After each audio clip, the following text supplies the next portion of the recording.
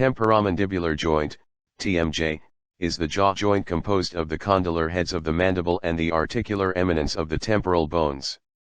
The right and left halves of the mandible are mirror images of each other and, because of this arrangement, the right and left heads of the mandible articulate with the right and left temporal bones, respectively. Therefore, the Tmj is considered to be a bilateral joint. Interposed between the articulating surfaces of these two bones is an articular disc contoured to fit over the head of the condyle and into the concavity of the mandibular fossa. The Tmj is operated by four bilateral muscles of mastication assisted by accessory muscles that manipulate the lower jaw in mastication, swallowing, and phonation.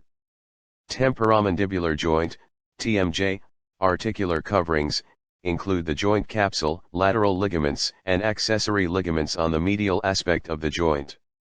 The Tmj is entirely enclosed by the joint capsule attached to the temporal bone, and it continues inferiorly where it is attached to the mandibular neck. The articular disc is attached to the capsule on its medial and lateral surfaces, causing the capsular space to be divided into superior and inferior synovial compartments. Obliquely oriented ligaments reinforce the capsule. The lateral ligament or temporomandibular ligament restricts mediolateral movement. The sphenomandibular ligament, located on the medial aspect of the Tmj, has been suggested to limit lateral mandibular movement. The other medial ligament, the Stylomandibular Ligament, a specialization of the deep cervical fascia, may assist in limiting the protrusion of the mandible. Temporomandibular joint, Tmj, is the site of articulation between the mandible and the skull, specifically the area about the articular eminence of the temporal bone. This bilateral joint functions to open and close the jaws and to approximate the teeth of the opposing arches during mastication. The articulation consists of parts of the mandible and temporal bones, which are covered by dense, fibrous connective tissue and are surrounded by several ligaments. Interposed between the two bones is a fibrous articular disc, compartmentalizing the joint into two separate synovial-lined cavities. Several pairs of muscles attached to the mandible produce the movements necessary to suckle, ingest, and masticate food, swallow, yawn, and produce speech. Interrelationships of the stomatognathous system in occlusion, neuromuscular function, and temporomandibular articulation are of paramount importance to the dental professional because treatment of any component affects the functioning of this entire system. The anatomy of the temporomandibular joint, Tmj, concerns the articular eminence of the temporal bone and the condylar heads of the mandible. The anatomy of the Tmj structure is depicted in Fig. Illustrating the relationship between the mandible and the temporal bone as they form the Tmj. Mandible. The mandible is the only freely moving bone of the skull. It possesses two condylar processes whose condyle articulates with a disc that is pressed against the articular eminence of the temporal bone. The mandible possesses two articular surfaces, a condyle, head, located on the superior extremity of each of the bilateral condylar processes. Each condyle articulates with a disc that is interposed between it and the temporal bone.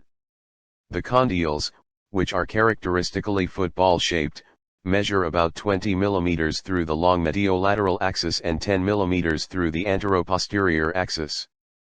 The condyles are directed at an oblique angle to each other and to the frontal plane so that if the planes of the long axis were continued they would meet at the foramen magnum. The long axis is also at right angles to the ramus of the mandible.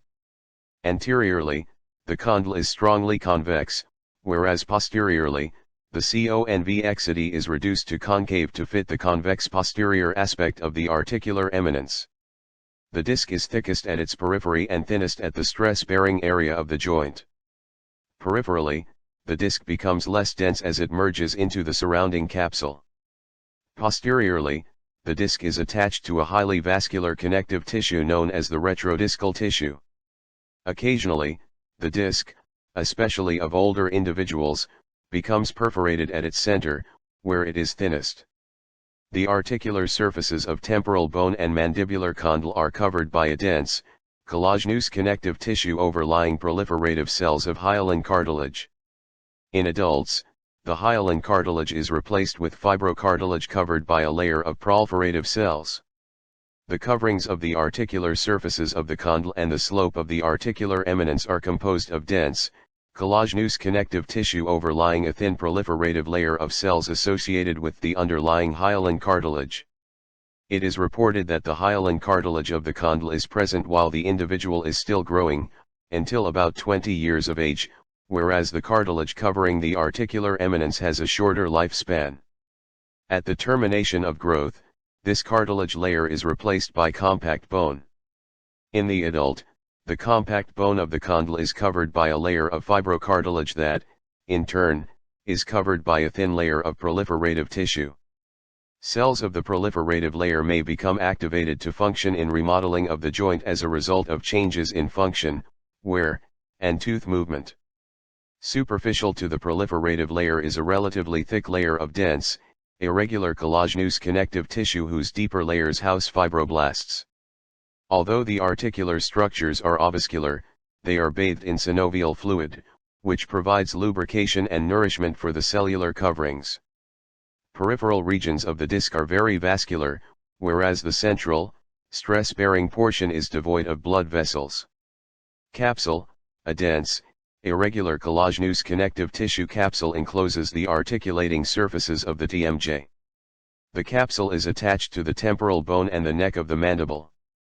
The position of the disc within the capsule forms a superior compartment above the disc and an inferior compartment below the disc. Each compartment is lined with synovial membrane. The Tmj capsule, composed of dense, irregular collagenous connective tissue, encloses the entire articulating region of the temporal bone, disc, and mandibular condyle, sealing the joint space. Superiorly, the capsule is attached to the temporal bone about the circumference of the mandibular fossa and, anteriorly, around the articular eminence. Inferiorly, the capsule is attached to the mandibular neck. The placement of the disc between the two articulating bones and its peripheral attachments to the walls of the capsule causes the capsule space to be divided into separate compartments. The larger, superior compartment between the disc and temporal bone permits some freedom of movement between the disc and articular eminence. Anteriorly, the capsule and disc are tightly fused, permitting the insertion of some fibers of the lateral pterygoid muscle into the disc. Medially and laterally, the capsule and disc are attached to the condyle margins, thus necessitating associated simultaneous movement of the condyle and disc. The inferior compartment encloses the entire neck of the mandible and is more firmly attached to the disc. This attachment prohibits excessive movement between the disc and condyle. Innervation and vascularization. The joint and joint capsule are heavily endowed with sensory nerves derived from the mandibular division of the trigeminal nerve, cranial nerve V. The joint capsule is richly endowed with sensory endings from the mandibular division of the trigeminal nerve, most of which are supplied from articular branches of the auriculotemporal nerve. Additional articular branches supplying the joint are derived from the masseteric branch of the mandibular division of the trigeminal nerve. Vascular supply to the joint is provided by branches of the superficial temporal and maxillary arteries as they approximate the joint. Ligaments. The temporomandibular joint is reinforced by collateral ligaments on the medial and lateral aspects. The temporomandibular ligament is the large obliquely oriented lateral ligament reinforcing the joint. Two accessory ligaments reinforce the medial aspect of the joint. Two collateral ligaments, discal ligaments, serve to anchor the medial and lateral borders of the articular disc to the poles of the condyle. Reinforcements of the joint capsule along its lateral margin by obliquely oriented bundles of collagenous fibers are responsible for naming this pronounced lateral portion of the capsule, the lateral ligament or temporomandibular ligament. The temporomandibular ligament possesses two separate bands of fibers, whose directions are oblique to each other. The superficial layer, which is more extensive, arises as a broad band from the lateral surface of the articular eminence at the articular tubercle. The ligament narrows as it passes obliquely inferior and posterior to be inserted on the posterolateral aspect of the mandibular neck just inferior to the lateral pole of the condyle. The smaller, medially situated portion of the lateral ligament arises from the crest of the eminence to pass almost horizontally to insert into the lateral aspect of the condyle. The lateral ligaments permit free movement in the antero-inferior plane but check mediolateral movements of the joint. The superficial portion of the temporomandibular ligament prevents lateral movement, whereas the deeper horizontal portion prevents posterior displacement of the condyle. A similar arrangement does not exist on the medial side of the condyle with the capsular ligament. This difference can be understood by recognizing that the bilateral TMJs are connected through the mandible and, therefore, the articulations function as a single unit rather than independently. Two additional ligaments are considered accessory to the temporomandibular articulation. The sphenomandibular ligament, a remnant of the mechal cartilage, is a flat band that spans the space between the spine of the sphenoid bone and the lingula at the mandibular foramen. The stylomandibular ligament, the other accessory ligament, is a specialization of the deep cervical fascia. This ligament extends as a thin band from the apex of the styloid process of the temporal bone to the posterior border of the angle and ramus of the mandible. Although the precise functions of these two accessory ligaments are not fully understood as they relate to the temporomandibular articulation, it has been suggested that the sphenomandibular ligament assists in limiting lateral mandibular movement, whereas the stylomandibular ligament apparently assists in limiting the anterior extent of protrusion of the mandible. The anatomy of the TMJ dictates that there are only two possible movements of this joint, namely, ginglymus, hinge, movement and arthrodial, gliding, movement. The joint just described is composed essentially of two convex structures opposed to each other, with an intermediate articular disc placed between them. Considering the anatomy of the disc, it becomes clear that movement within the TMJ is basically of two types. Ginglymus hinge movement is possible between the condyles of the mandible and the inferior surface of the disc. The other movement possible within the joint is an arthrodial gliding motion. This becomes possible as the superior surface of the articular disc slides down at the articular eminence. Therefore, the TMJ is considered a ginglymo-arthrodial joint. The mandibular/disc movement is rotatory, and that of the disc/temporal bone is translatory. Functionally, movements of the joint are translated as mandibular locations away from the resting position, such as opening, closing, protrusion, retrusion, and lateral rotation. The resting position is defined as having the patient's head in the anatomic position, in an upright posture. This places the masticatory musculature at rest, permitting a small freeway space to exist between the teeth of the upper and lower jaws but having the upper and lower lips touching. It is in this attitude that the mandibular condyles are positioned so that the anterosuperior articulating surfaces are opposite the posterior slopes of the articular eminence of the temporal bone, with the disc between the two bones. Opening the jaws involves the translatory gliding movement of the disc and condyle down the slope of the articular eminence coupled with rotatory, hingeal movement of the mandibular condyles against the disc. The translatory phase affects a slight antero-inferior movement as the mandibular condyle slides down the eminence. The hinge action phase, condyles rotating, produces a center of suspension in the ramus. Thus, the posterior portion of the angle of the mandible moves slightly posterior, and the mandibular body moves inferiorly to open the jaw. The lateral pterygoid muscles initial the action, followed by the digastric, geniohyoid, and mylohyoid muscles depressing the mandible. This assumes that the hyoid bone has been fixed by the infrahyoid musculature. The lateral pterygoid muscles are always in a state of tonus and are able to stabilize the condyle against gravity, thus maintaining the freeway space for long periods of time without tiring. However, falling asleep while sitting in an upright position relaxes this muscle tone, and the mandible opens in response to gravity. Closing the jaws is more involved. First, the mandible is protruded as the condyles and disc slide down and forward on the articular eminence. This is followed by fixing the condyles and elevating the mandible, coupled with depression-retraction. The lateral pterygoid muscles, assisted by the medial pterygoid muscles, protrude the mandible, whereas the masseter and temporalis muscles elevate it. Retrusion is performed by the deep portion of the masseter and some fibers of the temporalis muscles.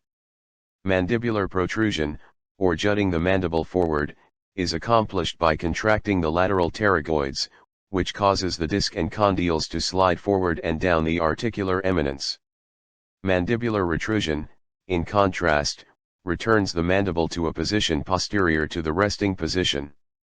This action is accomplished by portions of the temporalis muscles. Mandibular lateral rotation, i.e., a lateral rotatory motion on one side, is accomplished by the condyle and disc of the opposite side sliding inferiorly and anteriorly on the articular eminence while moving medially. The result of this active process affects a passive lateral rotation on the opposite side.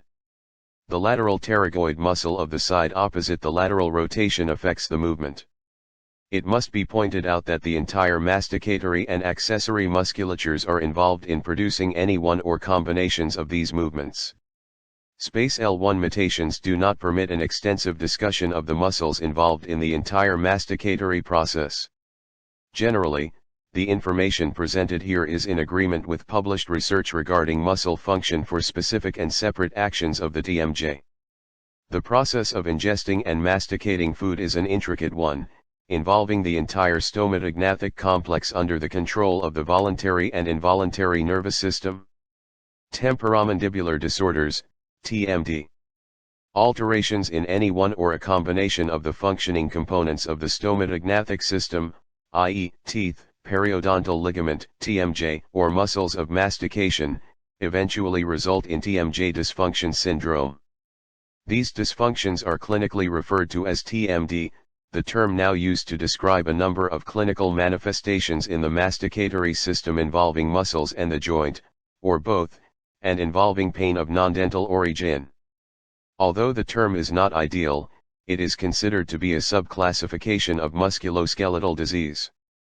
Changes in the freeway dimensions, usually 2 to 4 mm, of the rest position imposed by occlusal changes, disease, muscle spasms, nervous tension, restorative prostheses, and so on may develop into temporomandibular disorders.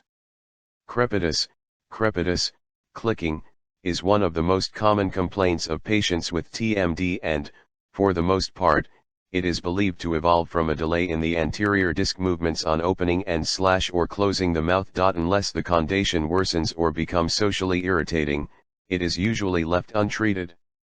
Dislocation of the Tmj. Dislocation of the mandible from its articulation with the temporal bone may occur in an anterior direction only as the condyles slide down unchecked along the slope of the articular eminence to pass anteriorly into the infratemporal fossa.